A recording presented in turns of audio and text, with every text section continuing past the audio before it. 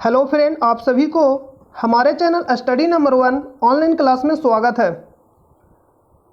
दोस्तों, ये आपका स्टैटिक जीके का वीडियो नंबर 2 है। ये दूसरा वीडियो नंबर है। पहला वीडियो आपको प्रोवाइड कर दिया गया है। तो आज जो आपका वीडियो लेक्चर है, सेकेंड वीडियो लेक्चर है। फर्स्ट वीडियो लेक्चर आपको प्रोवाइड कर दिया गया है। तो आप पहला वीडियो लेक्चर नहीं देखें तो पहला वीडियो लेक्चर जाकर देख लीजिएगा और आप हमारे साथ जुड़कर अपनी तैयारी को और भी मजबूती प्रदान कर सकते हैं।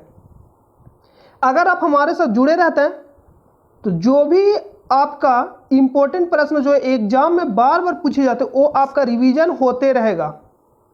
और अपने साथ एक पेन और कॉपी लेकर बैठे, जो भी हम आपको लिखा था मैक्सिमम पॉइंट लिखाएंगे जो एग्जाम में बहुत ही ज़्यादा पूछे जाते हैं। अगर आप नहीं भी पढ़े तो अगर आप यहाँ से नोट करते जाइएगा, जो भी लिखा रहा है वो आपके एग्जाम में मैक्सिमम पूछे जाने वाले प्रश्न मतलब पूछे ही जाते हैं। तो आप हमारे साथ जुड़कर अपनी तैयारी को आगे बढ़ा सकते हैं। और अगर चैनल पे नए होंगे तो अगर आपको वीडियो अच्छा लगे और आप चाहते हैं कि आप हमारे साथ जुड़कर और जुड़े रहना चाहते हैं तो आप वीडियो को मतलब देख ले पहले। उसके बाद अगर आपको वीडियो अच्छा लगता है तो आप हमारे चैनल को सब्सक्राइब करें और आप हमारे साथ जुड़े रह सकते हैं। और अपने दोस्तों पास मन करे तो शेयर भी कर दें, क्या कि दोस्त भी आपके पढ़ ले। तो चलिए हम वीडियो को शुरू करते हैं। और आप हमारे टेलीग्राम चैनल स्टडी नंबर 1 जाकर टेलीग्राम चैनल में अगर सर्च करिएगा तो वहाँ से या आप वीडियो के डिस्क्रिप्शन या जहाँ आप कमेंट करते हैं वहाँ से भी जाकर आप हमारे टेलीग्राम चैनल से जुड़ सकते हैं। जो भी आपको यहाँ प्रश्न कराया जाएगा वहाँ आपको क्यूज कराया जाएगा, जिसमें से आपको रिवीजन भी हो जाएगा और आपको मालूम चलेगा आपका रैंक क्या है, आप कितना देर में प्रश्न को सोल्व कर रहे हैं और आप किस रैंक पे हैं, सारा आपको वहाँ मिल जाएगा। तो आप टेलीग्राम चैनल से भी जुड़ सकते हैं। चलिए हम लोग वीडियो को शुरू करते हैं। आज का जो आपका पहला प्रश्न है बहुत ही इम्पोर्टेंट प्रश्न है। आज का जो आपका पहला प्रश्न है कि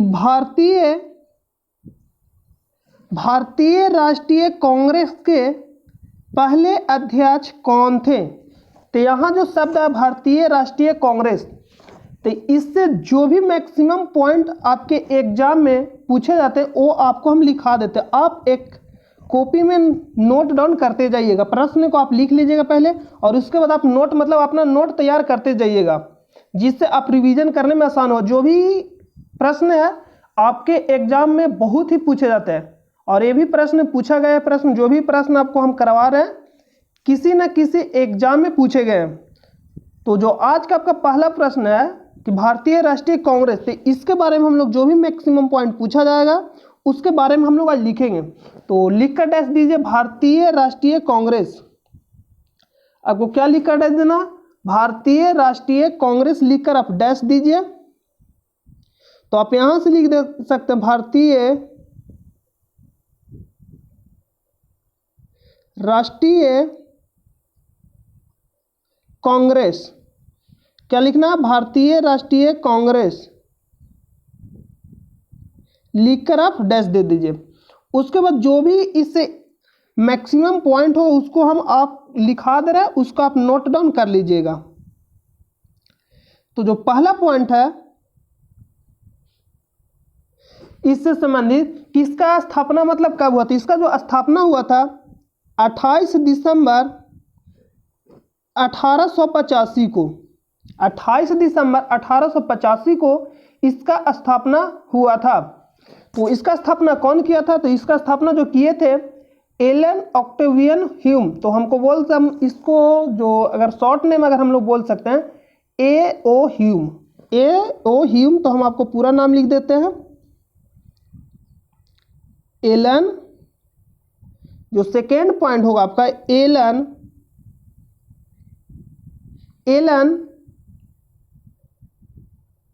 ऑक्टेवियन। Allan Octavian Hume. अगर आपको लिखने में यहाँ अगर लिख रहे हो, अगर आप क्लियर नहीं देखा दे रहे तो आप जो बोल रहे हो उसको आप लिखते जाइएगा। और जो सेकेंड पॉइंट है जो उस समय के जो गवर्नर जनरल था, उस समय के जो गवर्नर जनरल कौन था? तो उस समय के जो गवर्नर जनरल था आपका हो जाएगा, उस समय के जो गवर्नर जनरल कौन था? तो आप लिखिएगा गवर्नर जनरल। आपसे पूछता है कि उस समय के गवर्नर जनरल कौन था, तो जो उस समय के जो गवर्नर जनरल था वो कौन था? Governor general. पहले सिर्फ गवर्नर था, बाद में फिर जो 1773 का रेगुलेटिंग एक्ट आया तो बंगाल का गवर्नर जनरल बना दिया गया था। किससे? कौन था बंगाल का प्रथम गवर्नर जनरल? Warren Hasting. तो उस समय के जो गवर्नर जनरल था वो आपका हो जाएगा लॉर्ड डफरिन। कौन था? Lord Dufferin. तो लॉर्ड डफरिन, इसका जो कार्यकाल हो जाएगा आपका लॉर्ड डफरिन का, जो लॉर्ड डफरिन का जो कार्यकाल आपका हो जाएगा, लॉर्ड डफरिन का जो कार्यकाल था 1884 से लेकर 88 तक। 1884 से लेकर कब तक था? 88 तक। सेकेंड पॉइंट लिखिएगा, जो सेकेंड पॉइंट हम लोग लिखेंगे कि प्रथम अध्यक्ष कौन थे? जो भारतीय राष्ट्रीय कांग्रेस के जो प्रथम अध्यक्ष कौन किए थे? तो जो प्रथम अध्यक्ष थे आप यहाँ लिखिएगा प्रथम अध्यक्ष। प्रथम जो अध्यक्ष थे, प्रथम अध्यक्ष WC Banerjee. WC Banerjee, short में WC बनर्जी और बायोमेश चंद्र बनर्जी पूरा नाम है। तो आप शॉर्ट में WC बनर्जी भी बोल सकते हैं और बगल में लिख लीजिएगा बायोमेश चंद्र बनर्जी, जो प्रथम अध्यक्ष थे। अगर आपसे एग्जाम में जो भी हम आपको लिखा रहे थे इंपॉर्टेंट पॉइंट एग्जाम में पूछे ही जाएंगे। अगर आपसे पूछ सकता है कि प्रथम जो मतलब अधिवेशन हुआ था कहाँ हुआ था? पुणे में होना था, लेकिन हैजा के कारण कहाँ हुआ था? बम्बई के ग्वालियर टैंक स्थित गोकुलदास तेजपाल संस्कृत कॉलेज में हुआ था। प्रथम जो अधिवेशन हुआ था वो कहाँ हुआ था? बम्बई में। होना था पुणे में, बम्बई में हुआ था। और आप इसके बगल में आप लिख लीजिएगा ग्वालियर टैंक स्थित Gokuldas Tejpal Sanskrit college. Second point हम लोग अगला पॉइंट लिखेंगे कि जो प्रथम पारसी अध्यक्ष, आपसे पूछता है प्रथम पारसी अध्यक्ष कौन थे? प्रथम पारसी अध्यक्ष, प्रथम पारसी अध्यक्ष, प्रथम पारसी अध्यक्ष तो आपके हो जाएंगे दादा भाई नौरोजी, जो वायोवृत पुरुष के नाम से भी जाने जाते हैं। तो दादा भाई नौरोजी, दादा भाई नौरोजी, ये आपके हो जाएंगे प्रथम पारसी अध्यक्ष। तो कब अध्यक्षता किए थे? तो 1886 में ये 3 बार अधिवेशन किए थे, अध्यक्षता मतलब किए थे अधिवेशन के। अगर आपसे पूछेगा, जो बहुत ही एग्जाम में पूछे जाते हैं कि प्रथम मुस्लिम अध्यक्ष, अगर आपसे पूछेगा प्रथम मुस्लिम अध्यक्ष, अगर आपसे पूछेगा प्रथम मुस्लिम अध्यक्ष, मुस्लिम अध्यक्ष, अगर आपसे पूछेगा प्रथम मुस्लिम अध्यक्ष तो बदरुद्दीन तैयबजी। प्रथम मुस्लिम अध्यक्ष कौन थे? तो बदरुद्दीन तैयबजी, बदरुद्दीन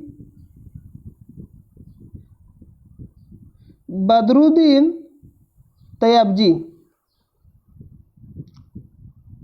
ये आपके हो जाएंगे प्रथम मुस्लिम अध्यक्ष। तो प्रथम मुस्लिम अध्यक्ष थे वो कौन थे? बदरुद्दीन तैयबजी, जो अधिवेशन किए थे 1887 में। कब किए थे? 1887 में। सेकेंड पॉइंट लिखिएगा, सेकेंड पॉइंट हम लोग लिख सकते हैं कि जो आपका हो जाएगा कि प्रथम बार राष्ट्रीय गीत किस अधिवेशन में गाया गया था? तो 1896 का जो अधिवेशन था जिसकी अध्यक्षता किसने की? तो रहमतुल्लाह सयानी, कलकत्ता में हुआ था। तो आप लिख लीजिए जो कहाँ हुआ था? कलकत्ता में। आपसे पूछता है कि किस अधिवेशन में प्रथम बार राष्ट्रीय गीत को गाया गया था? कलकत्ता अधिवेशन में। कब हुआ था? तो 1896 में। ये भी पूछता कि कब गाया गया था, तो 1896 में। कहाँ? तो कोलकाता। जो अध्यक्षता कौन के थे?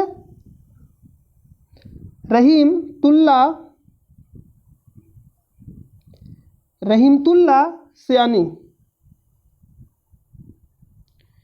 ये जो आपके हो जाएंगे अध्यक्षता किए थे, जो प्रथम राष्ट्रीय गीत गाया था। आप यहाँ लिख लीजिए, प्रथम बार राष्ट्रीय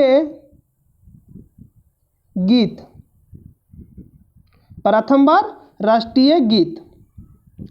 अगर आपसे पूछ सकता है, सेकेंड पॉइंट हम लोग लिखेंगे कि प्रथम बार जो 1896 में जो अधिवेशन कौन के थे? रहमतुल्लाह सयानी। जो बंकिम चंद्र चटर्जी के द्वारा जो ये राष्ट्रीय गीत जो लिखा गया था, बंकिम चंद्र चटर्जी द्वारा रचित वंदे मातरम पहली बार गाया गया था। जो क्या था? राष्ट्रीय गीत प्रथम बार कब गाया गया था? तो 1896 में। किस अधिवेशन में? तो कलकत्ता अधिवेशन में। अध्यक्षता कौन के? रहमतुल्लाह सयानी। तो आप इसको याद रखिएगा।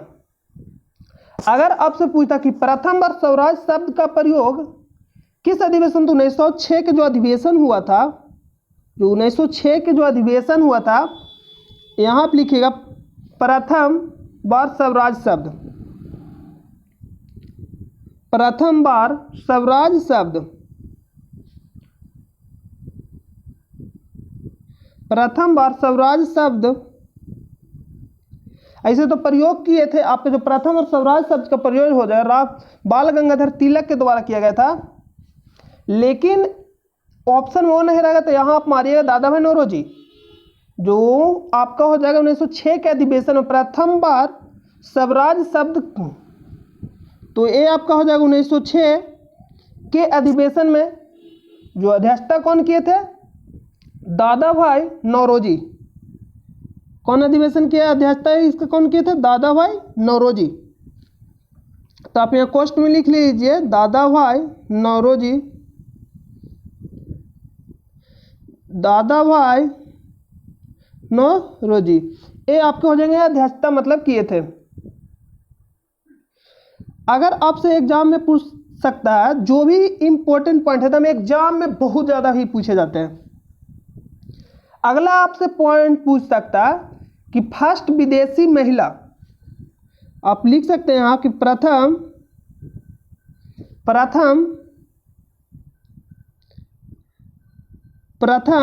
विदेशी महिला, प्रथम विदेशी महिला। तो आपको एनी बेसेंट कौन थी? तो एनी बेसेंट, एनी बेसेंट। अध्यक्षता कब की? 1917 में। आपसे पूछा प्रथम विदेशी महिला अध्यक्ष कौन थी? Annie Besant. अध्यक्षता कब की? 1917 में। अगर आपसे पूछ सकता कि प्रथम भारतीय महिला, अगर आपसे पूछेगा प्रथम भारतीय महिला, आपसे पूछ सकता प्रथम भारतीय महिला, तो अगर प्रथम भारतीय महिला पूछेगा तो हम लोग बताएंगे सरोजनी नायडू। सरोजनी नायडू, सरोजनी नायडू। अध्यक्षता कब की? तो 1925। जो अध्यक्षता की थी 1925 में। कहाँ? तो कानपुर। आप लिख लीजिएगा कानपुर। किस अधिवेशन में शामिल हुई थी? तो कानपुर। 1925 के अध्यक्षता मतलब की थी कौन? सरोजनी नायडू, प्रथम भारतीय महिला अध्यक्ष। अगर आपसे पॉइंट अगला पूछा जा सकता है, और जो सरोजनी नायडू है उनको, मतलब सरोजनी नायडू को भारतीय कोकिला के नाम से भी जाना जाता है, मतलब भारतीय कोकिला भी कहा जाता था। आप इसको भी लिख लीजिए कि भारतीय कोकिला के नाम से भी जानी जाती है। भारतीय कोकिला, भारतीय कोकिला के नाम से कौन जानी जाती है? तो सरोजनी नायडू। अगर आपसे अगला पॉइंट पूछ सकता कि प्रथम गांव अधिवेशन, जो प्रथम बार गांव में जो अधिवेशन हुआ था, प्रथम गांव अधिवेशन, जो गांव में अधिवेशन हुआ था प्रथम, और कहाँ हुआ था, तो लिख लीजिएगा फैजपुर। कहाँ हुआ था, फैजपुर, जो कहाँ पड़ता आपका, बंगाल में। अब क्वेश्चन में लिख लीजिए बंगाल में, ये फैजपुर है, कहाँ पड़ता है, बंगाल में। तो कब हुआ था, ये जो अधिवेशन हुआ था 1937 का अधिवेशन हुआ था, ये जो अधिवेशन हुआ था 1937 का अधिवेशन हुआ।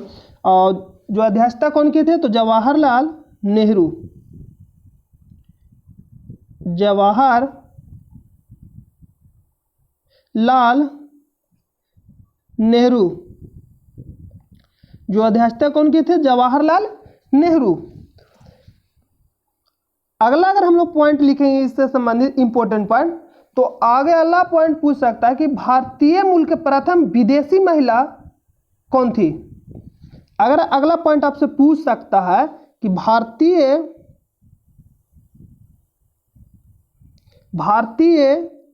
हम वो सारा पॉइंट लिखा था, हम ये मान के चल रहे कि आप मतलब नहीं पढ़े कुछ भी, तो आप नहीं भी पढ़े तो यहाँ से अगर पॉइंट आप जितना भी पॉइंट आपको लिखा रहे हैं नोट करते जाए, तो आपके जो भी मैक्सिमम एग्जाम में पूछे जाएंगे वो आपका कवर हो जाएगा। तो भारतीय मूल के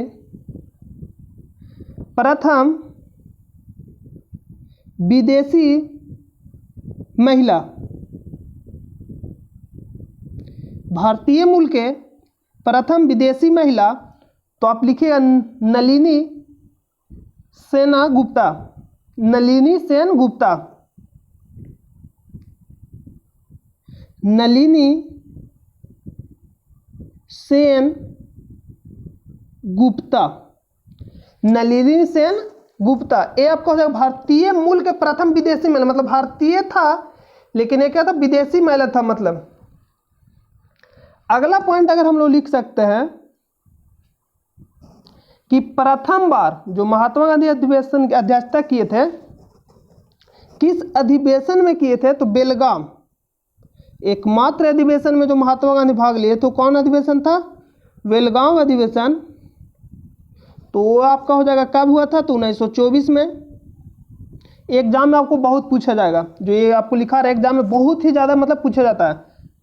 तो बेलगाम 1924 में, अध्यक्षता कौन किए थे, तो महात्मा गांधी। आपसे पूछता है कि महात्मा गांधी किस अधिवेशन में अध्यक्षता की, एकमात्र अधिवेशन जो हुआ था वो आपका हो जाएगा बेलगाम अधिवेशन, जो 1924 के अध्यक्षता किए थे। ये आपका बेलगाम जो पड़ता है कहाँ पड़ता है, कर्नाटक में, तो आप बगल में करके लिख लीजिएगा कहाँ पड़ता है, कर्नाटक में। ये आपका हो जाएगा कर्नाटक में पड़ता है। अगर आप इससे संबंधित जो भी इंपॉर्टेंट पॉइंट मतलब लिख रहे हैं आप उसको नोट डाउन करते जाइएगा। तो ये आपका मैक्सिमम पॉइंट है जो बहुत ही ज़्यादा एग्जाम में पूछे जाते हैं। और इससे ज़्यादा अगर हम लोग जो भारतीय राष्ट्रीय कांग्रेस की स्थापना किए थे A.U. हुम, उनको हर्मिट ऑफ शिमला के नाम से भी जाने जाते हैं। उनको भारत में इन्हें पक्षी विज्ञान का जनक भी कहा जाता है। तो आप ये सब जो बोल रहे हैं उसको आप लिख लीजिएगा। जो भी ए पॉइंट आपको हम लिखा है ये मैक्सिमम पॉइंट है जो आपके एग्जाम में बहुत ही ज़्यादा पूछे जाते हैं। तो चलिए हम एक बार फिर से इसको रिवीजन कर लेते हैं। जो पहला पॉइंट लिखा है भारतीय राष्ट्रीय कांग्रेस, तो भारतीय राष्ट्रीय कांग्रेस का स्थापना कब हुआ था, तो 28 दिसंबर 1885 को। जो भारतीय राष्ट्रीय कांग्रेस का जो अधिवेशन हुआ था 28 दिसंबर 1885 को।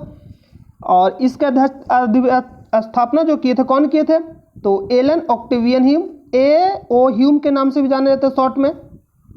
उस समय के जो गवर्नर जनरल था कौन था, लॉर्ड डफरिन। जो इसका कार्यकाल था वो आपको 1884 से लेकर 88 तक। प्रथम अध्यक्ष कौन के थे, तो W.C. बनर्जी, जो पूरा नाम क्या है उमेश चंद्र बनर्जी। और जो अधिवेशन हुआ था प्रथम बार वो कहाँ हुआ, तो बम्बई में। ये जो प्रथम यहाँ लिख लीजिए, प्रथम बार अधिवेशन, प्रथम बार अधिवेशन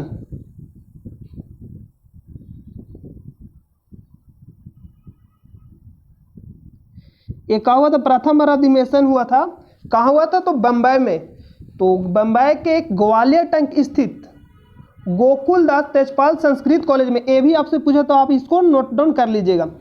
प्रथम पारसी अध्यक्ष कौन थे? तो दादा भाई नौरोजी। कब किए थे? तो 1886 में।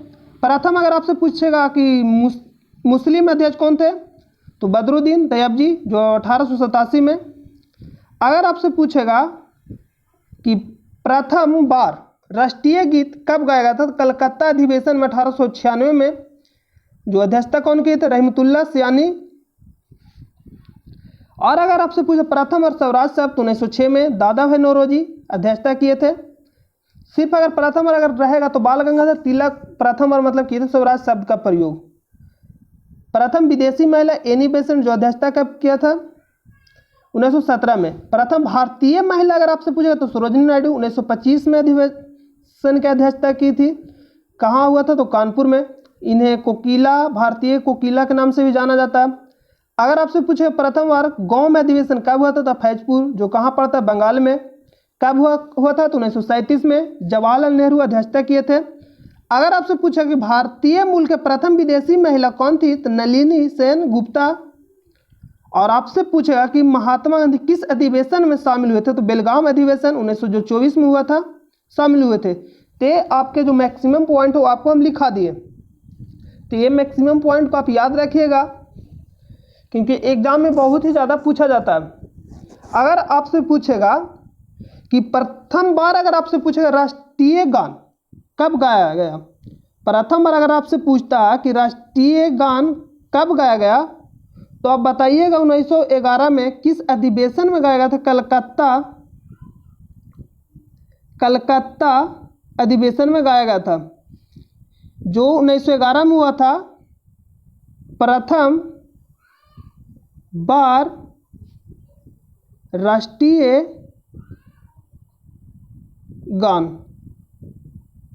यह आपसे पूछ सकता है कि जनना गण मन प्रथम बार किस अधिवेशन में गाया गया या कहाँ गाया गया था? कोलकाता अधिवेशन में। कब गाया गया था? तो 1911 में। अगर आपसे पूछे प्रथम राष्ट्रीय गीत कब गाया गया, तो आप बताइएगा 1896 में गाया गया था। कहाँ? तो भी कोलकाता अधिवेशन में। या आपसे पूछ सकता कि वंदे मातरम पहली बार कब गाया गया? तो 1896 में, कोलकाता अधिवेशन में। तो आप इतना पॉइंट याद रखें। तो चलिए हम लोग प्रश्न पे चलते हैं।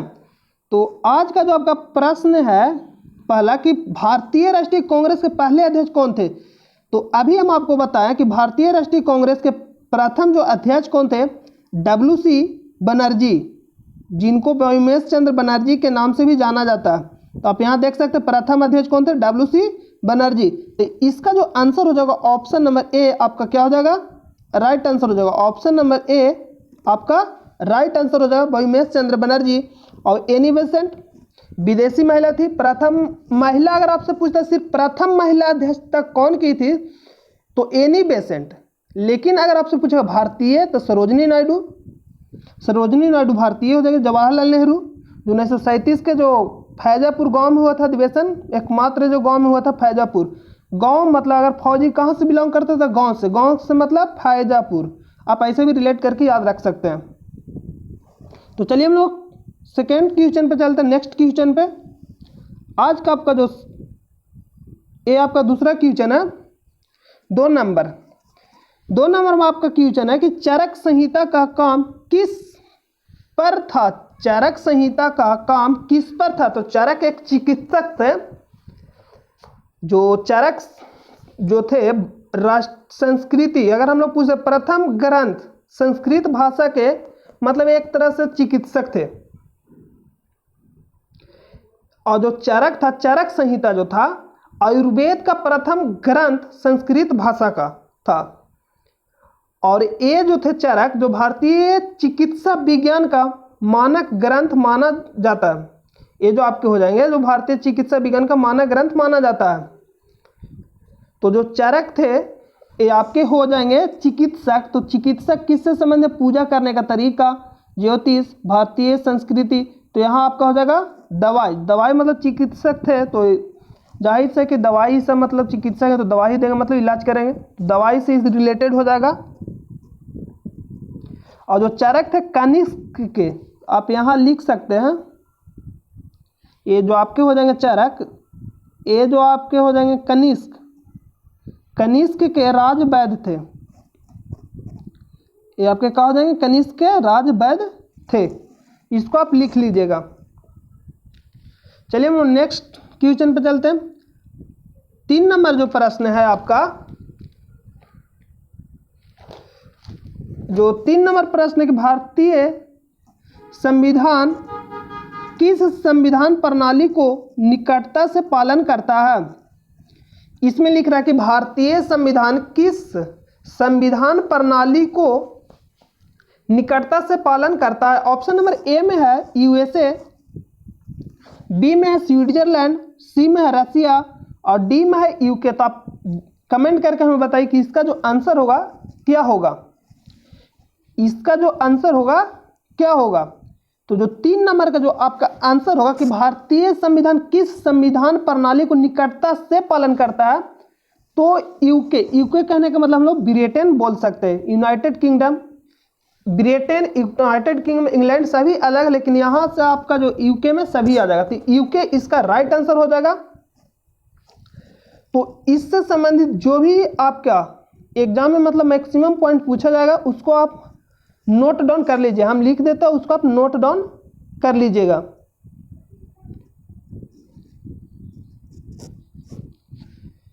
तो यहां से आप इसको नोट डाउन कर लीजिएगा, जो आपका मैक्सिमम मतलब पूछा जाएगा। अगर आपसे पूछता है कि आपातकालीन उपबंध कहां से लिया गया, तो जर्मनी से हम लोग बोलेंगे। जो आपातकालीन जो आपका हो जाएगा कहां से लिया गया, तो जर्मनी से।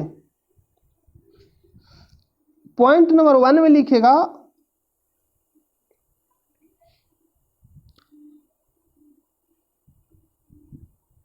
पॉइंट नंबर 1 में लिखिएगा आपातकालीन उपबंध, आपातकालीन उपबंध कहां से लिया गया, तो ये आपका हो जाएगा जर्मनी। कहां से हो जाएगा, जर्मनी। ये जो आपका हो जाएगा जर्मनी, इसका आंसर क्या हो जाएगा, जर्मनी। अगर आपसे पूछता है, अगर आपसे पूछेगा कि मूल कर्तव्य कहां से लिया गया, मूल कर्तव्य, तो इसका जो आंसर हो जाएगा पूर्व सोवियत संघ, पूर्व सोवियत संघ। अगर पूर्व सोवियत संघ रहेगा तो रूस आप आंसर लगा दीजिएगा, रूस, पूर्व सोवियत संघ या रूस। और में करके लिख लीजिए या रूस। मूल कर्तव्य कहां से लेगा, पूर्व सोवियत संघ या रूस। नेक्स्ट पॉइंट लिखिएगा कि मौलिक अधिकार, मौलिक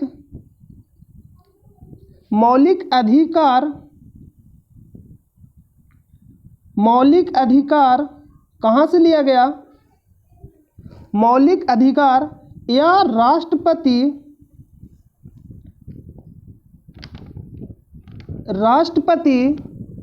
पर महाभियोग, राष्ट्रपति पर महाभियोग, राष्ट्रपति पर महाभियोग, या आपसे पूछ सकता है उपराष्ट्रपति का पद, उपराष्ट्रपति का पद, उपराष्ट्रपति का पद, उपराष्ट्रपति का पद, उपराष्ट्रपति का पद, उपराष्ट्रपति का पद एवं राज्यसभा में पदेन सभापति, राज्यसभा में पदेन सभापति, राज्यसभा में पदेन सभापति। पदेन कहने का मतलब है कि जैसे में भारत के उपराष्ट्रपति मतलब मेन रूप से उपराष्ट्रपति के लिए बनाया जाता है, लेकिन जो राज्यसभा के अध्यक्ष भी बना दिए जाते हैं, तो इसलिए पदेन मतलब किसी खास काम के लिए बनाए गए, लेकिन कोई और ही काम के अध्यक्ष मतलब बना दिए गए हैं, तो वहां पदेन अध्यक्ष लग जाए। पदेन मतलब सभापति, तो पदेन सभापति। अगला पॉइंट हम लोग लिख सकते हैं सर्वोच्च न्यायालय, सर्वोच्च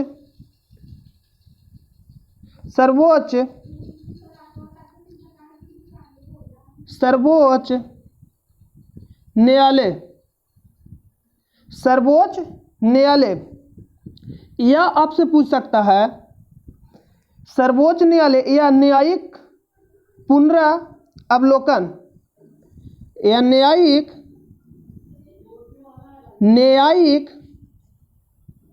पुनरावलोकन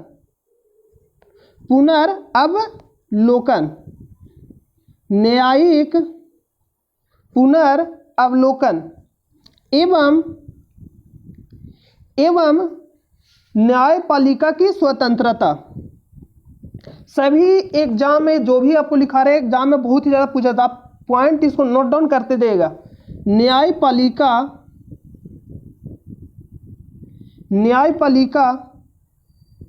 की स्वतंत्रता,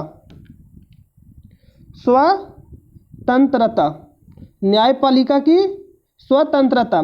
या आपसे पूछ सकता है कि राष्ट्रपति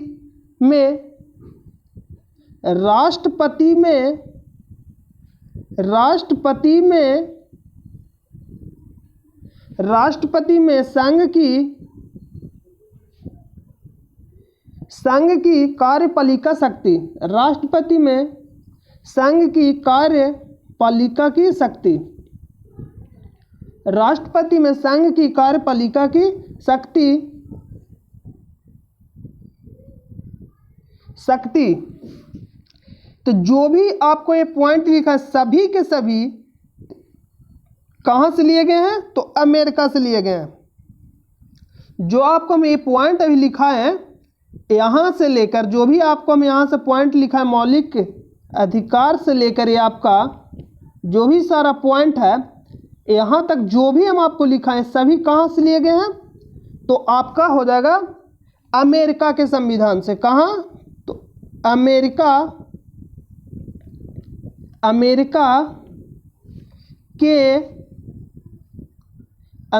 के संविधान से। आप लीजिए अमेरिका के संविधान से, ये आपका कहां से हो जाएगा, तो अमेरिका के संविधान से। सारा के सारा कहां से लिया गया था, तो अमेरिका के संविधान से। और अगर आपसे पूछ सकता है, अगला पॉइंट लिखिएगा संसदीय प्रणाली,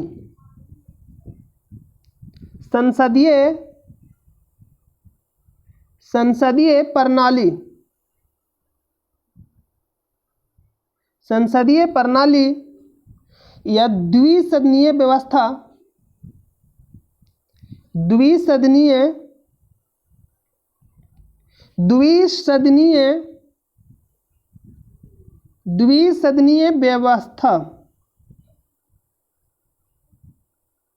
द्विसदनीय व्यवस्था। या आपसे पूछ सकता है संसदीय विशेषाधिकार,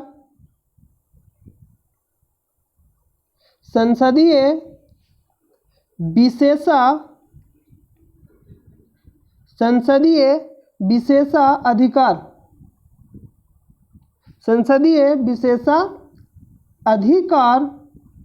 तो अगर आपसे अगला पॉइंट पूछ सकता है एकल नागरिकता,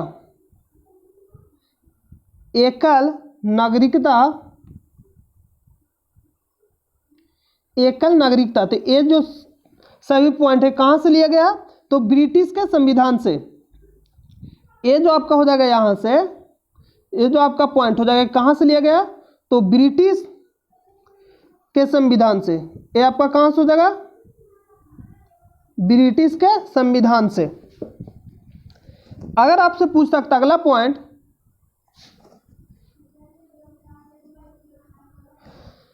केंद्र के पास अपशिष्ट शक्तियां, केंद्र के पास अपशिष्ट शक्तियां, केंद्र के पास अपशिष्ट शक्तियां, केंद्र के पास अपशिष्ट शक्तियां, या आपसे पूछ सकता है सरकार के संघीय व्यवस्था, सरकार के संघीय व्यवस्था, सरकार के संघीय व्यवस्था, सरकार के संघीय व्यवस्था। तो ये जो लिया गया है कहाँ से लिया गया दोनों, तो यहाँ से जो आपका हो जाएगा, जो अभी लिखा है ये जो आपका हो जाएगा कहाँ के संविधान से लिया, तो कनाडा के संविधान से, कनाडा के संविधान से लिया गया है। अगर आपसे पूछ सकता है, अगला पॉइंट लिखिएगा कि समवर्ती, या आपसे पूछ 7वीं अनुसूची की समवर्ती, या आपसे पूछ सकता है प्रस्तावना, इंपॉर्टेंट जो भी आपको हम लिखा दे रहे हैं आप उसको नोट डाउन कर लीजिएगा। प्रस्तावना, आपसे पूछ सकता प्रस्तावना या केंद्र और राज्य के बीच संबंध, केंद्र एवं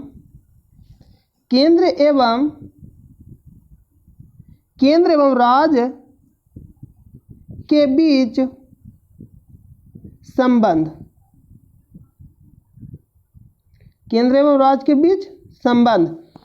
तो ये कहाँ से लिया गया है, तो ये जो लिया गया ऑस्ट्रेलिया के संविधान से लिया गया। किस संविधान से लिया गया, तो ऑस्ट्रेलिया के संविधान से लिया गया।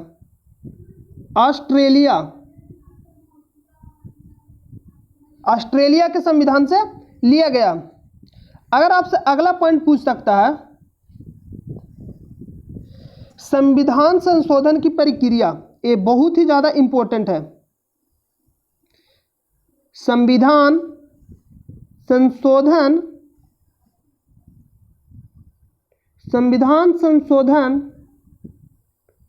की प्रक्रिया, संविधान संशोधन की प्रक्रिया। तो ये जो लिया गया आपका, ये कहाँ से लिया गया, तो ये जो आपका लिया गया दक्षिण अफ्रीका से। कहाँ से लिया, दक्षिण अफ्रीका, जिसको हम लोग साउथ अफ्रीका बोलते हैं। ये आपका हो जाएगा दक्षिण अफ्रीका से। ये कहाँ से लिया गया, दक्षिण अफ्रीका से लिया गया। एक और पॉइंट लिख लीजिएगा, विधि द्वारा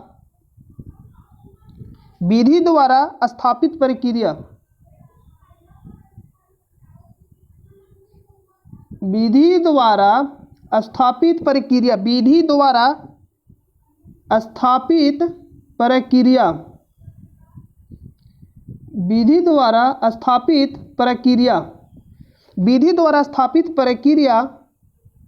ये जो लिया गया है कहाँ से लिया गया, तो ये आपको हो जाएगा जापान से। ये कहाँ से लिया गया है, जापान से। ये जो आपका लिया गया कहाँ से लिया गया, तो जापान से लिया गया। और जो बहुत ही ज़्यादा इम्पोर्टेंट पॉइंट है वो आपका हो जाएगा, जो अभी आपको हम लिखाने वाला है, ये बहुत ज़्यादा इम्पोर्टेंट है। ये जो आपका हो जाएगा राज्य के नीति निर्देशक, बहुत ही बार पूछा गया, राज्य के नीति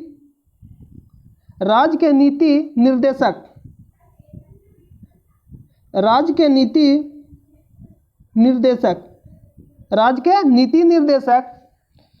या आपसे पूछा राष्ट्रपति के निर्वाचन मंडल में निर्वाचन पद्धति, राष्ट्रपति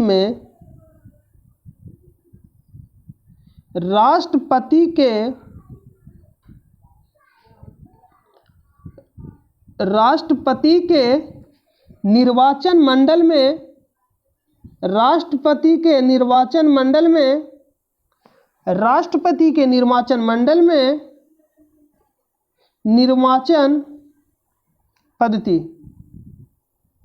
राष्ट्रपति के निर्वाचन मंडल में निर्वाचन पद्धति, तो ये कहाँ से लिया गया?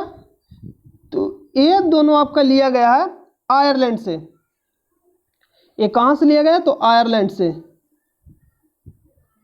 ये दोनों आपका हो जाएगा आयरलैंड से।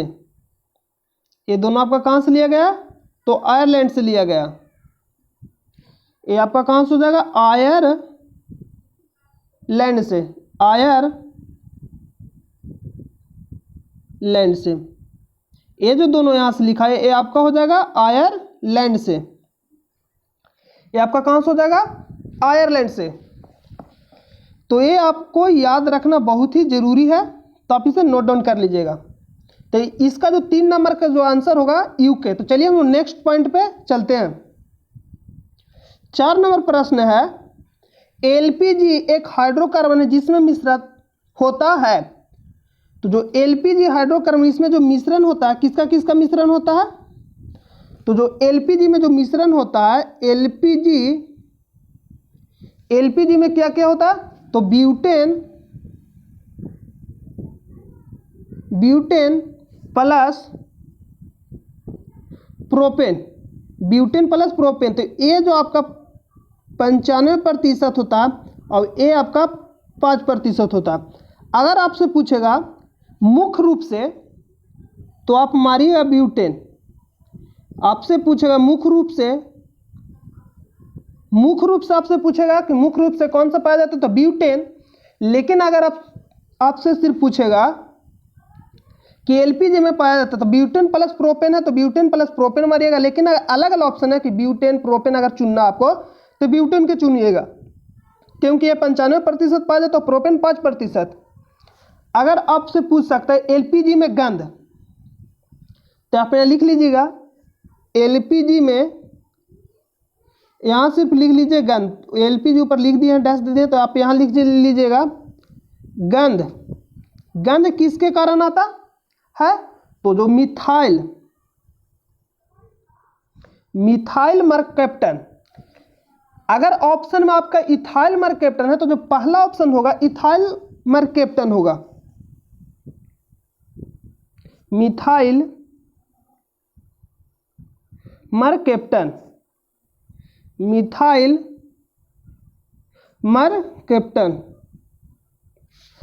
मर्कैप्टन। लेकिन ये जो आपका यौगिक हो जाएगा, किसका यौगिक है? तो सल्फर के यौगिक है।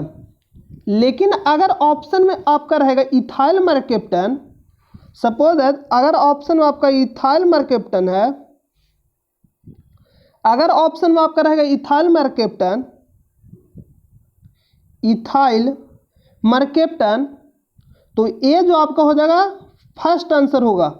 लेकिन ये अगर आपका ऑप्शन में नहीं रहेगा तो मारेंगे इथाइल मर्कैप्टन। ये जो आपका हो जाएगा फर्स्ट आंसर, और ये जो आपका इथाइल मर्कैप्टन है वो आपका हो जाएगा सेकेंड आंसर। अगर इथाइल मर्कैप्टन नहीं है तो मारेंगे मिथाइल मर्कैप्टन को। तो चलिए हम लोग प्रश्न पे चलते हैं। तो यहां आपसे पूछा कि एलपीजी एक हाइड्रोकार्बन है जिसमें मिश्रण होता है मीथेन और प्रोपेन। पहला ऑप्शन में दिया मीथेन और प्रोपेन, पहला ऑप्शन जो है मीथेन और प्रोपेन। ऑप्शन नंबर जो बी है इथेन और ब्यूटेन, और जो सी है प्रोपेन और ब्यूटेन, और जो डी में मीथेन और इथेन। तो इसका जो आंसर हो जाएगा ऑप्शन नंबर सी, प्रोपेन और ब्यूटेन। जो इसका जो आंसर होगा सी, प्रोपेन और ब्यूटेन। लेकिन अगर पूछे प्राकृतिक गैस कौन सा भरा जाता है, तो आपका हो जाएगा मीथेन और इथेन। ये जो आपका पूछेगा प्राकृतिक रूप से कौन सा गैस भरा जाता है, तो मीथेन और इथेन। प्राकृतिक गैस के रूप में अगर एलपीजी में पूछे प्राकृतिक गैस कौन सा भरा जाता है, तो मीथेन और इथेन। और मुख्य रूप से पूछेगा तो ब्यूटेन। लेकिन आप सिर्फ पूछता है कि एलपीजी एक हाइड्रोकार्बन जिसमें मिश्रण होता है, तो प्रोपेन और ब्यूटेन का।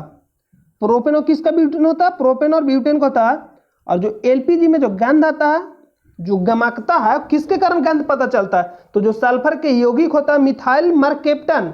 सेकेंड आंसर होगा जो अभी हम आपको लिखा है। अगर इथाइल मर्कैप्टन है तो फर्स्ट आंसर इथाइल मर्कैप्टन मारेगा, और ऑप्शन में नहीं रहेगा तो मिथाइल मर्केप्टन मारेंगे।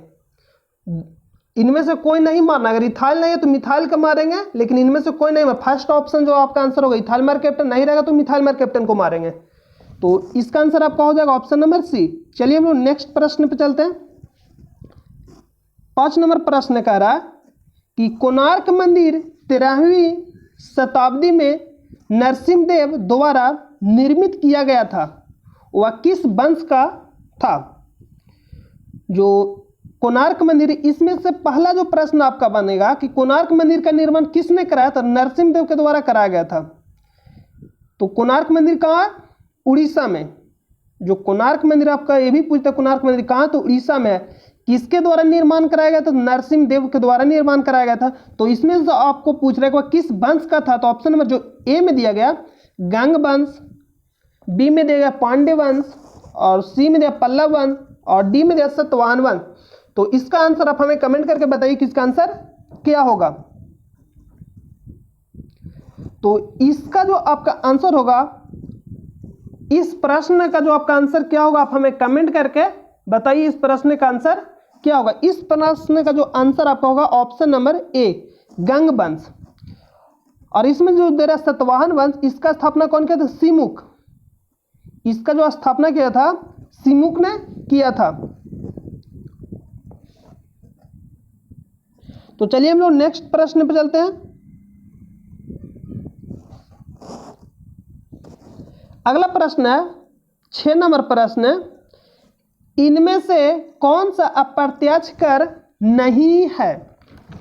आपको बताना अप्रत्यक्ष कर। अगर हिंदी में आपको समझ में नहीं आ रहा तो जिसको हम बोलते हैं डायरेक्ट और इनडायरेक्ट। अप्रत्यक्ष कर कहने का मतलब इनडायरेक्ट। इनडायरेक्ट कहने का मतलब जैसे हम लोग दुकान से अगर सामान लेते हैं तो हम लोग दुकानदार को पैसा देंगे, वो आगे देगा, मतलब वहां से टैक्स देगा।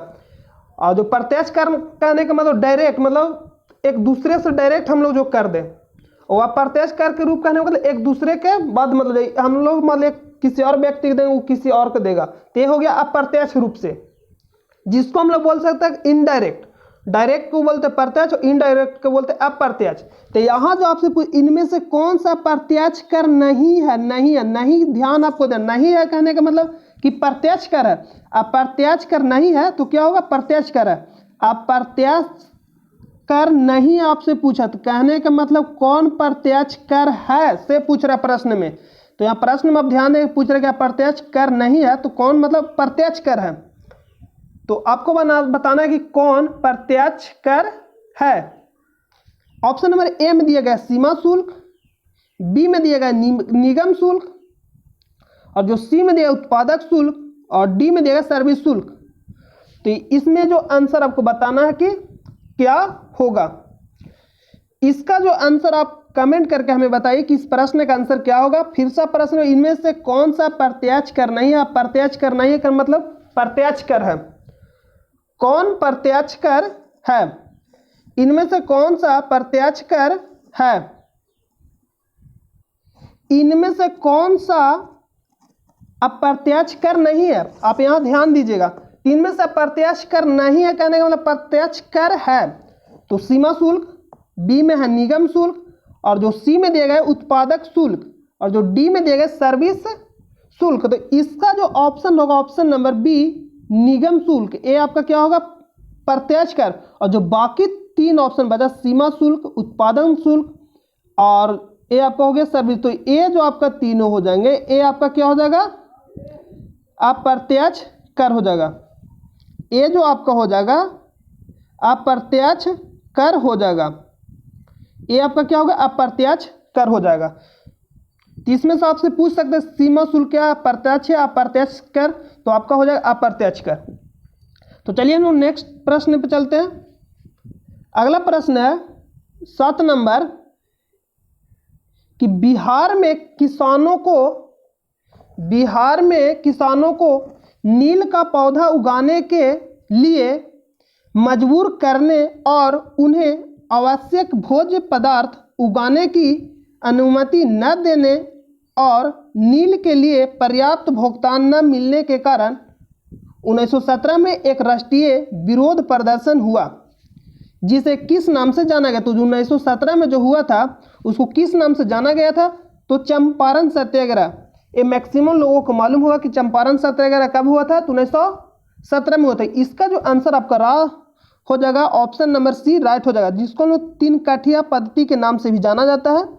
इसका कहने का मतलब किसानों को 3/20 मतलब 20 कट्ठा तो 3 कट्ठा पे भूमि पर नील की खेती अनिवार्य कर दिया गया था। तो ये जो ऑप्शन हो जाएगा ऑप्शन नंबर सी आपका राइट हो जाएगा। ऑप्शन नंबर सी आपका क्या हो जाएगा, राइट हो जाएगा इस प्रश्न का, चंपारण सत्याग्रह।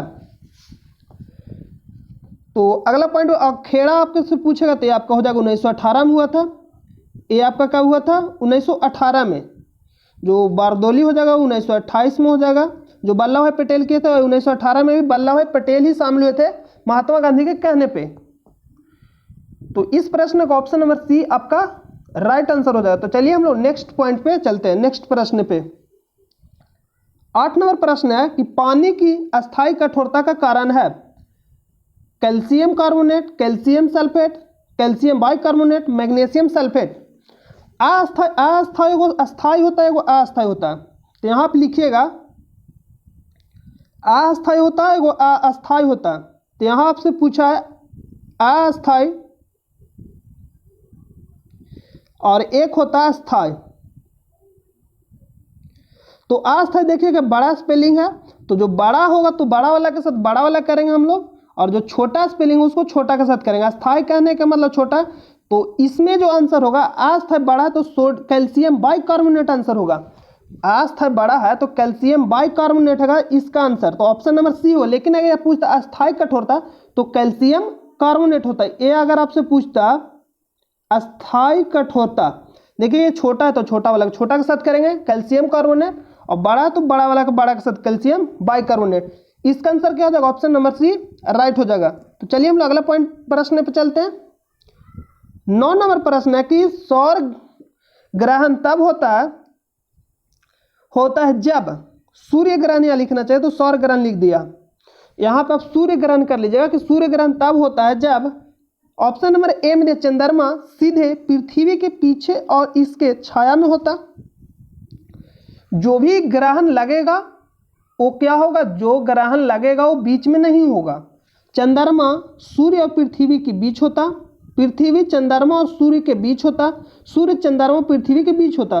तो सूर्य कभी भी बीच में नहीं है जो ग्रहण लगेगा। सौर ग्रहण मतलब या सूर्य ग्रहण तब होता है जब, सूर्य ग्रहण तब होता है जब चंद्रमा सूर्य पृथ्वी के बीच होता, और ऑप्शन नंबर सी में पृथ्वी चंद्रमा सूर्य के बीच होता।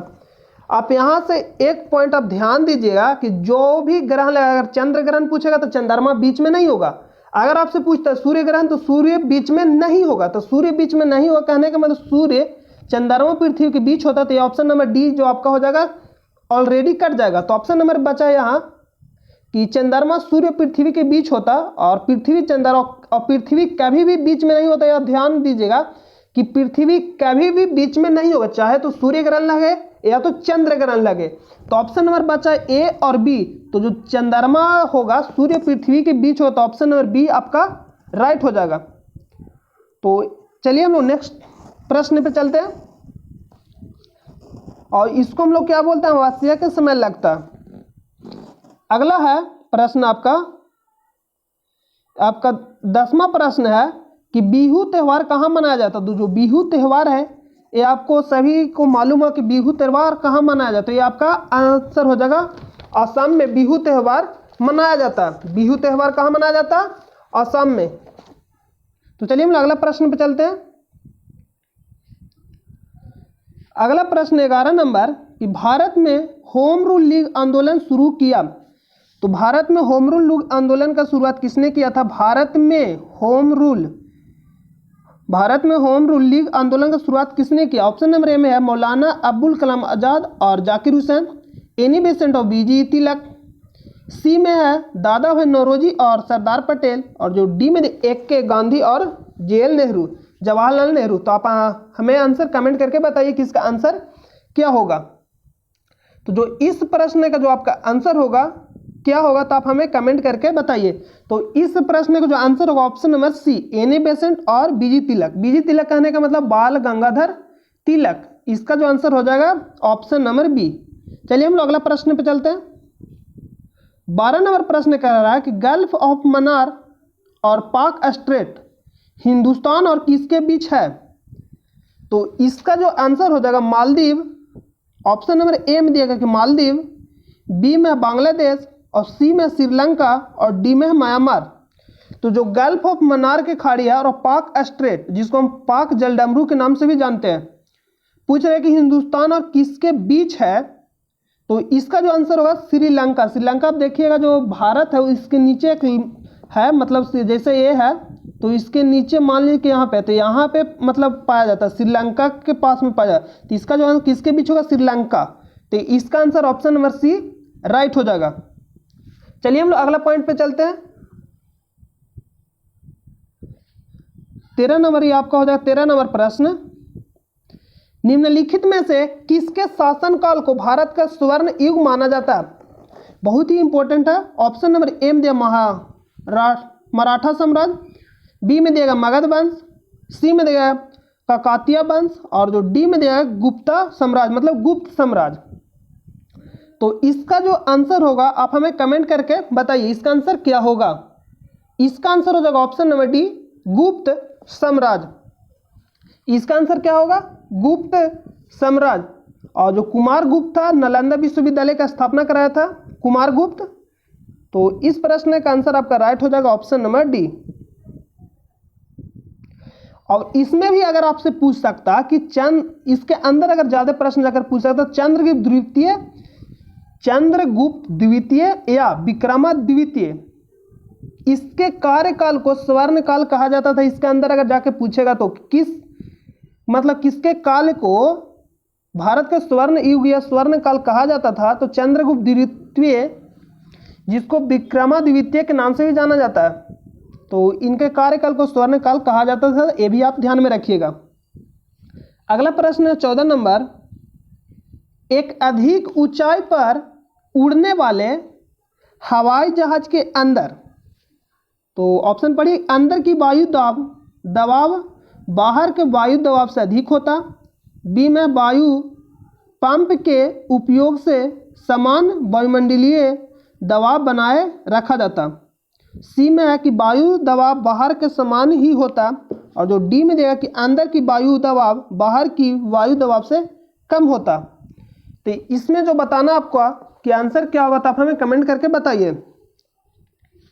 तो इसमें लिख रहा है कि वायु पंप के उपयोग से समान वायुमंडलीय दबाव बनाए रखा जाता है और जो सी में वायु दबाव बाहर के समान ही होता और डी में अंदर की वायु दबाव बाहर की वायु दबाव से कम होता। ये यहाँ लिख रहा है कि एक अधिक ऊंचाई पर उड़ने वाले हवाई जहाज के अंदर, एक अधिक ऊंचाई पर उड़ने वाले हवाई जहाज के अंदर क्या होता? एक अधिक ऊंचाई पर उड़ने वाले हवाई जहाज के अंदर क्या होता? तो आपको आंसर बताना है कि इसका आंसर क्या होगा। तो इसका जो आंसर आपको हो जाएगा ऑप्शन नंबर सी राइट हो जाएगा कि वायु पंप के उपयोग से समान वायुमंडलीय दबाव बनाए रखा जाता है। इसका आंसर क्या होगा? ऑप्शन नंबर बी राइट हो जाएगा। चलिए हम लोग अगला प्रश्न पे चलते हैं।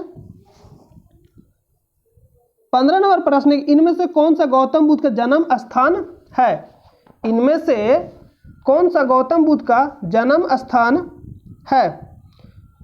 ऑप्शन नंबर ए में लुम्बिनी, ऑप्शन नंबर बी में है सारनाथ और ऑप्शन नंबर सी में बोध गया और ऑप्शन नंबर जो डी में देगा कुशीनगर। तो इसका आंसर क्या होगा आप हमें कमेंट करके बताइए इस प्रश्न का आंसर क्या होगा।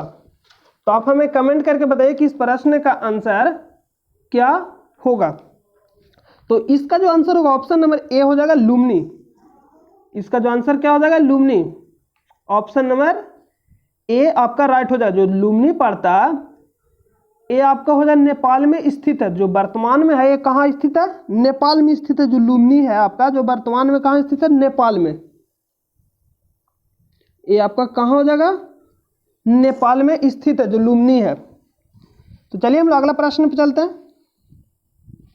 16 नंबर प्रश्न है कि धातु बिजली के अच्छे चालक होते हैं क्योंकि उनमें मुक्त इलेक्ट्रॉन होते हैं, उनमें परमाणु संयुक्त रूप से पैकेड होते हैं, वे निम्न गलनांक के धातु होते हैं, वे उच्च गलनांक के धातु होते हैं। आपसे यहाँ पूछ रहा है धातु बिजली के अच्छे चालक होते हैं, क्योंकि धातु बिजली के अच्छे चालक होते हैं क्योंकि उनमें होते हैं, तो उनमें जो होता है मुक्त इलेक्ट्रॉन के कारण होते हुए चालक, मुक्त इलेक्ट्रॉन के कारण क्या होता है, जो धातु होते हैं चालक होते हैं। तो ऑप्शन नंबर ए आपका राइट हो जाएगा इस प्रश्न का। आपसे पूछता है मुक्त इलेक्ट्रॉन के कारण धातु क्या होते हैं, तो चालक होते हैं, या ठोस भी बोल सकते हो, ठोस में मुक्त इलेक्ट्रॉन के कारण। 17 नंबर प्रश्न है 1909 में यूनाइटेड किंगडम की संसद के किस अधिनियम ने ब्रिटिश भारत के शासन में भारतीयों की भागीदारी में समिति वृद्धि लाई? ऑप्शन नंबर ए दिया गया क्रिप्स मिशन, बी में दिया गांधी इरविन पैक्ट, और जो सी में मार्ले मिंटो सुधार, और डी में सामन कमीशन। सामन कमीशन कब आया था, तो 1928 में आया था।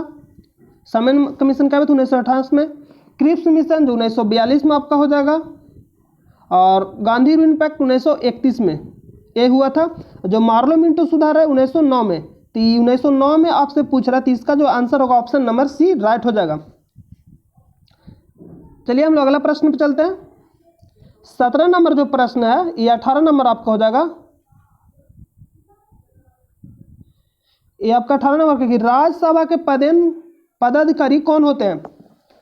तो राज्यसभा के जो पदाधिकारी होते हैं भारत के उपराष्ट्रपति, जो भारत के उपराष्ट्रपति हैं, उपराष्ट्रपति को पद दिया जाता है, लेकिन उनको राज्यसभा का मतलब अध्यक्ष भी बनाया जाता है, इसलिए पदेन अध्यक्ष यहाँ लगता है। शब्दों का सिर्फ खेल होता है। पदेन अध्यक्ष कहने का मतलब है किसी दूसरे कार्य के लिए बनाए गए हैं लेकिन किसी और कार्य के भी अध्यक्ष बनाए गए, तो इसलिए पदेन अध्यक्ष लग जाता है। तो संसदीय मामलों के मंत्री, उपराष्ट्रपति, डिप्टी स्पीकर, राष्ट्रपति। तो इसका आंसर क्या हो जाएगा, ऑप्शन नंबर बी उपराष्ट्रपति।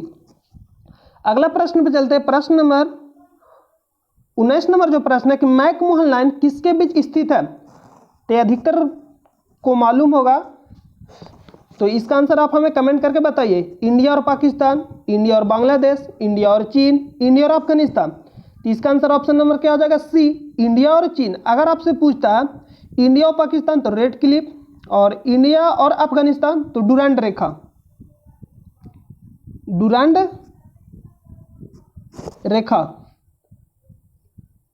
यहां पर लिख लीजिएगा, डुरांड रेखा। यहां जो हो जाएगा रेड क्लिफ लाइन, यहां लिख लिया रेड क्लिफ लाइन। और मैकमोहन इंडिया और चीन, और इंडिया और बांग्लादेश अगर आपसे पूछता तो यही रेड क्लिफ लाइन ही हो जाएगा, क्योंकि उस समय जो बांग्लादेश था पूर्वी पाकिस्तान के नाम से जाना जाता था, इसलिए अगर आपसे पूछता है इंडिया और बांग्लादेश तो हम लोग बताएं रेड क्लिफ लाइन। 20 नंबर जो प्रश्न है एंटीबॉडीज कहां पाई जाती है? ऑप्शन नंबर ए में लिम्फोसाइट, बी में WBC, सी में प्लेटलेट्स, और डी में RBC। तो आप हमें कमेंट करके बताइए कि इस प्रश्न का आंसर क्या होगा। तो इस प्रश्न का जो आंसर हो जाएगा option number A lymphocyte right हो जाएगा। तो आज का ये आपका लास्ट प्रश्न है। तो चलिए हम लोग एक बार रिवीजन कर लेते हैं, क्विक रिवीजन जल्दी, ताकि आपका माइंड में छप जाए। तो जो पहला इसका हो जाएगा एंटीबॉडीज कहाँ पाई जाए, तो इसका जो आंसर होगा लिम्फोसाइट। अगर आपसे पूछता है कि मैकमोहन लाइन किसके बीच स्थित है, तो इसका आंसर हो जाएगा इंडिया और चीन। अगर रेड क्लिफ पूछेगा तो इंडिया और पाकिस्तान, डुरांड रेखा पूछेगा तो इंडिया और अफगानिस्तान। अगर आपसे पूछता है राज्यसभा के पदाधिकारी कौन होते हैं, तो उपराष्ट्रपति। अगर आपसे पूछता है 1919 में मार्लो मिंटो सुधार लाएगा, तो ऑप्शन नंबर सी इसका राइट हो जाएगा। और अगर आपसे पूछता है कि ठोस में, तो ठोस में मुक्त इलेक्ट्रॉन के कारण होता है, तो धातु बिजली के अच्छे चालक होते हैं मुक्त इलेक्ट्रॉन के कारण, इसका राइट हो जाएगा ऑप्शन नंबर ए। यहाँ पूछेगा इनमें से कौन सा गौतम बुद्ध का जन्म स्थान, तो लुम्बिनी। लुम्बिनी कहाँ पड़ता है, अभी वर्तमान में नेपाल में है, और उस समय जो था भारत के बिहार जो है, बिहार को उत्तरी सीमा पे था। अगर आपसे पूछता कि एक अधिक ऊंचाई पर उड़ने वाले हवाई जहाज के अंदर होते हैं, तो ऑप्शन नंबर इसका बी हो जाएगा। अगर आपसे पूछता है कि भारत का स्वर्ण युग किस मतलब काल को कहा जाता है, शासन काल को, तो गुप्त साम्राज्य। अगर गुप्त साम्राज्य में पूछे चंद्रगुप्त द्वितीय या विक्रमादित्य के काल को क्या कहा जाता है, स्वर्ण काल कहा जाता है। तो इसका आंसर क्या हो जाएगा, ऑप्शन नंबर डी। अगर आपसे पूछे गल्फ ऑफ मन्नार या पाक स्टेट किसके बीच पाया जाता है, तो भारत और Sri Lanka, option number C right हो जाएगा। भारत में होम रूल लीग की स्थापना कौन किया, तो एनी बेसेंट और बीजी तिलक। इसका ऑप्शन नंबर बी होगा। अगर आपसे पूछता है बिहू त्यौहार तो आपका हो जाएगा ऑप्शन नंबर डी असम। अगर आपसे पूछता है सूर्य ग्रहण या सौर्य नहीं होगा, आप सूर्य ग्रहण, तो सूर्य ग्रहण जब भी होगा जो ग्रहण हो लगेगा वो बीच में नहीं आएगा और पृथ्वी कभी बीच में आता ही नहीं है। तो इसका आंसर आपको बताया ऑप्शन नंबर बी होगा कि चंद्रमा सूर्य पृथ्वी के बीच होता जो अमावस्या के दिन होता है। अगर आपसे पूछेगा पानी की अस्थायी कठोरता, तो अस्थायी जो कठोरता होता है कैल्शियम बाइकार्बोनेट के कारण होता है, क्योंकि अस्थायी बड़ा है तो बड़ा के साथ करेंगे। अगर सिर्फ आपसे पूछता है अस्थायी कठोरता तो कैल्शियम कार्बोनेट होता है। ऑप्शन इसका हो जाएगा ऑप्शन नंबर सी। इसमें आपको बताया चंपारण जो सत्याग्रह होता है 1917 में, ऑप्शन नंबर सी हो जाएगा। इसमें बताया कि प्रत्यक्ष और अप्रत्यक्ष कर, तो सीमा शुल्क, उत्पाद शुल्क और सर्विस शुल्क ये आपका अप्रत्यक्ष कर है इनडायरेक्ट, और जो निगम शुल्क है ये आपका डायरेक्ट प्रत्यक्ष कर है। तो ये आपका ऑप्शन नंबर बी राइट हो जाएगा। यहाँ आपसे पूछे कोणार्क मंदिर कहाँ स्थित है, तो उड़ीसा में। किसने बनवाया था, तो नरसिंहदेव द्वारा। तो इसमें से किस वंश के साथ, तो गंग वंश, ऑप्शन नंबर ए आपका राइट हो जाएगा। यहाँ आपको बताया कि अगर आपसे पूछता है कि एलपीजी में जो गंध आता है किसके कारण आता है, तो इथाइल मरकैप्टन जो फर्स्ट आंसर होगा। अगर इथाइल मरकैप्टन नहीं रहेगा तो सेकेंड आंसर जो होगा आपका मिथाइल मरकैप्टन होगा। जो मिथाइल मरकैप्टन रहता है सल्फर के यौगिक रहता है और इथाइल मरकैप्टन भी सल्फर के यौगिक है। ये आपका इथाइल मरकैप्टन फर्स्ट आंसर होगा, ये नहीं रहेगा तो मिथाइल मरकैप्टन सेकेंड आंसर होगा। तो इस प्रश्न का ऑप्शन नंबर सी होगा। एलपीजी एक हाइड्रोकार्बन जिसमें मिश्रण होता प्रोपेन और ब्यूटेन, और प्राकृतिक गैस रूप से भरा जाता है तो मीथेन और इथेन। अगर मुख्य रूप से पूछेगा तो ब्यूटेन होगा क्योंकि 95% पाया जाता है। प्रोपेन पूछेगा तो 5% होता है। यहाँ आपको हम पूरा लिखा दिए थे, तो इसको आप रिवीजन कर लीजिएगा पीछे से। भारतीय संविधान किस संविधान प्रणाली को निकटता से पालन करता, तो यूके जिसको हम लोग बोलते हैं यूनाइटेड किंगडम, या ब्रिटेन या इंग्लैंड। सभी मतलब एक यूके के अंदर सभी आ जाता है लेकिन सभी अलग अलग है।